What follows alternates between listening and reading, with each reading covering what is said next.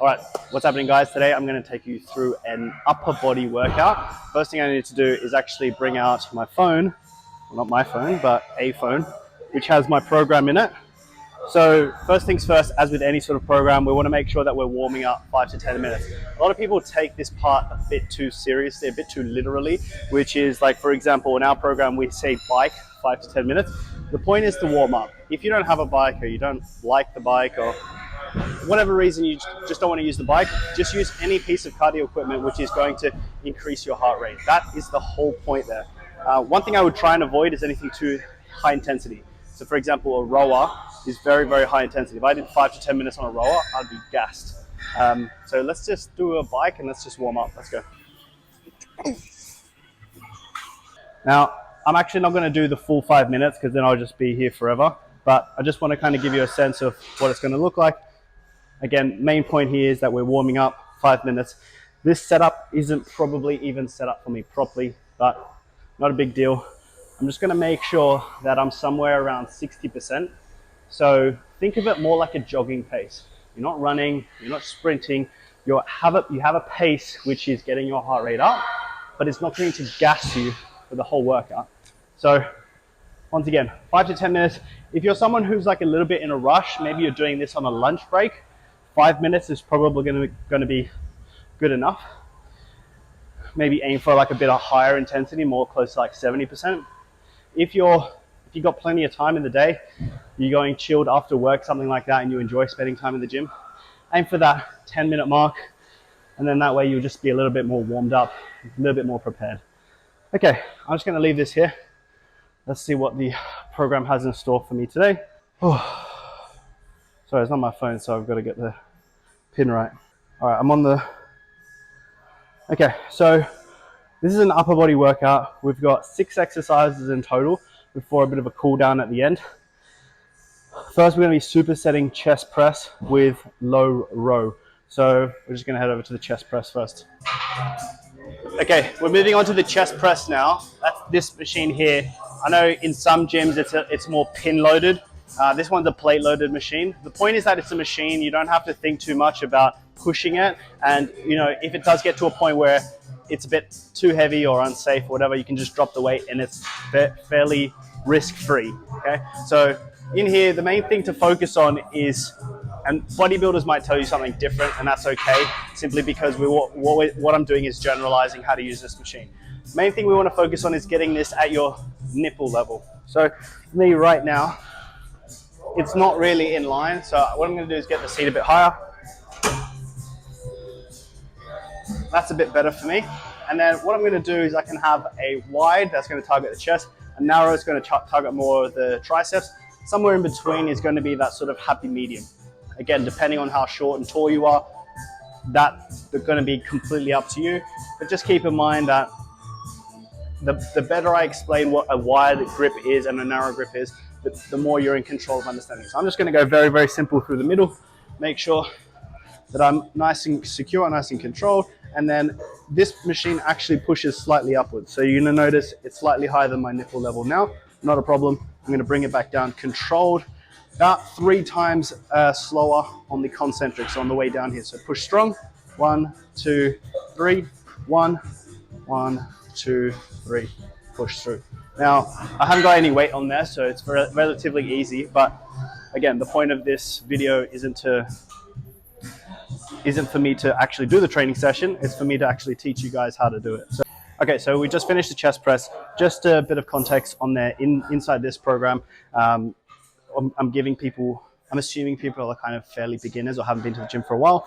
So we're giving that sort of 20 rep range, which is very, very high reps. The weight is going to be relatively low, and then I'm going to put it at 3 sets. So now I'm going to just shuffle over to the low row for now, and we're going to superset these exercises. So it would essentially be, for anyone who's not familiar with superset, you do the chest press, you go to the low row, which is the one we're doing next, and then you go back and forth, back and forth. That's what we refer to as a superset before moving on to the 3rd and 4th exercise. So, by the way, this is also going to be for 20 reps.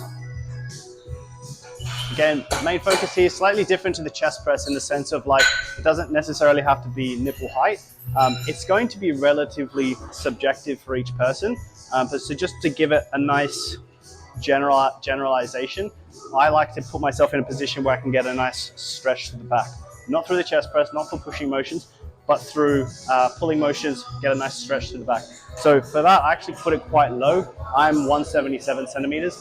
So for anyone who's the same height as me, you can put it same height. Anyone taller, you're not gonna have much choice than put it lower. And then you've got people who are short, need it a bit higher. So just from here, I'm gonna grab the handles, put myself in position. I've got that nice stretch.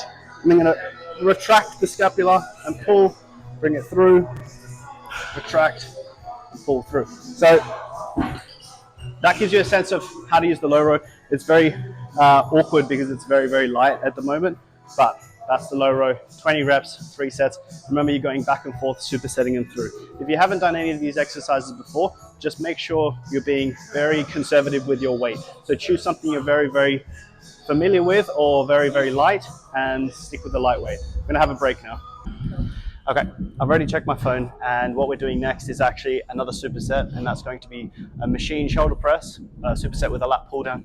So this gym that we're in right now doesn't actually have a machine shoulder press, but instead of making an excuse and skipping the exercises altogether and just being like, oh, I don't have it, I'm not going to do anything, I've actually made a makeshift one using the Smith machine. If you don't have a Smith machine or something else, don't be afraid to use dumbbells or something else, as long as you feel relatively safe and understand that the weight resistance isn't going to be necessarily the same. So just to give you an example here, Smith machine, again, we're using a grip which is going to be not too wide, not too narrow. Again, the pushing motion, so we're bringing it down to the chest. I'm going to push straight back up, control down, push straight back up. Now this rep range is going to be slightly higher actually, 25, just trying to play a bit conservative. So again, if you're relatively new to the gym, you haven't been to the gym for a while, you want to pick a weight that you're comfortable with, or in most cases, just no weight at all. So doing 25 reps of just that, which is like 5 to 10 kilos, isn't actually going to feel like much, but I guarantee you're going to feel sore tomorrow. So lat pull down is currently busy at the moment, so I'm actually going to edit the video and change it so I can put that later. So next. All right, guys, so we're supersetting a lat pull down with your shoulder press here. We're a little bit cramped up here in the corner. That's why the video might look a bit weird, but no big deal. We're going to still get the set done. A lot of people get carried away and grab the bars, go straight into it. A couple of things we want to check. You know, when you start a car that it's not yours, you've got to check the mirror, you've got to adjust the stuff. That's kind of what we want to do here, right? So here, I can't actually fit in properly, so I'm going to adjust that. I'm going to also adjust the weight accordingly. Again, I'm just demonstrating for this sense. Similar to the low row in the sense that we can have scapular retraction in this case because it's going up, but we're trying to focus on actually pulling the scapula together on the way back down. So we're not keeping that position the whole time. We're actually going up and then retracting and then pull back down. So you can go back up, retract back up. So it's going to look a bit like this. Again, my general recommendation is double hand width. So if I was having parallel hands, I would go double that. So from this position here, this is my start position, and I'm going to pull down strong, and then control it back up. Pull down strong, control it back up. Another thing you'll notice is my head's popping through. So that's another thing that is going to hurt if you don't move your head backwards, but on each rep, bringing it back through. So what I'm trying to avoid is sort of keeping my head back the whole time. I want to get a nice full range of motion and getting full extension at the top there. So that's the lat pull down, 3 sets, 25 reps on that one as well. Conservative number. Start very, very light. If you start too light, it's just going to feel worse than actually a heavyweight. So find something pretty moderate there. All right, this is actually our final superset. And for anyone who's curious, wondering, supersets are a great way to save time in the gym. If you're someone who's struggling, dying, you don't want to do supersets, great. It's potentially going to take you twice as long. But considering that these muscle groups are pushing to pulling, so they're antagonizing muscle groups, they don't really affect each other. So just keep that in mind. So we've got some front raises here. I've got a 10-kilo plate.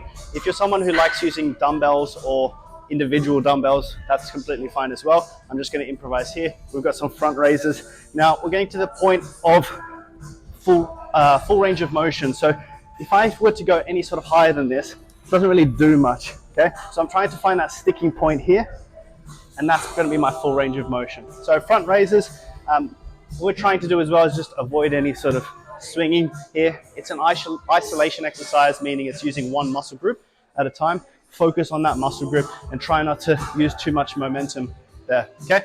The next one is a straight arm pull down. Again, I'm just demonstrating, so I'm going to use a conservative weight. I'm using the rope for this one, but if you want to use a straight bar or a lat pull down bar, that's completely fine. It's completely up to you. So what I'm going to do here is put myself in a sort of hip hinge position, kind of like a deadlift position, except this time my hands are going to be up high. So hip hinge and pull with my arms straight, straight, straight. Now, it's a very odd exercise to kind of feel. Just so you're aware, it's supposed to be in your lats. So it's isolating your lats and your back muscles. So that's what you're trying to think about.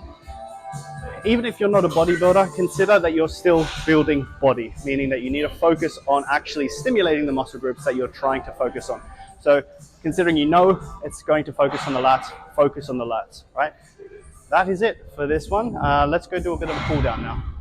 Okay guys, so the last thing I want to focus on here is the cool down, and people kind of get really carried away with the cool down, which is supposed to decrease your heart rate. No, that's not really what we're trying to do here. So what we're trying to do is to decompress from the workout. It's kind of get your breath back a little bit. And you know when you've had like a long day at work, if you were to go straight home, go straight to bed, it would be very difficult to try and fall asleep. What you want to do is try and wind down. And that's what we're trying to do here. We've potentially done a very, very difficult workout now.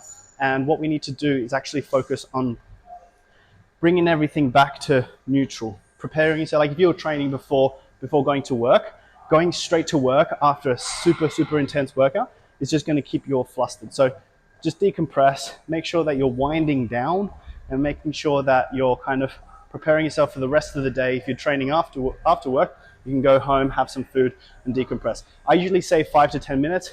Another great reason is that it gets your incidental exercise up, gets your calorie output out. So if you're someone who doesn't have an active job or you're sitting around all day, this is a great way to get your steps up. So 5 to 10 minutes. If you want to stay longer, get your steps up, get to 10,000 steps if that's a target of yours. But yeah, that's it for this workout today, guys. I hope that you've enjoyed, and I hope to catch you in my next workout video. Take care.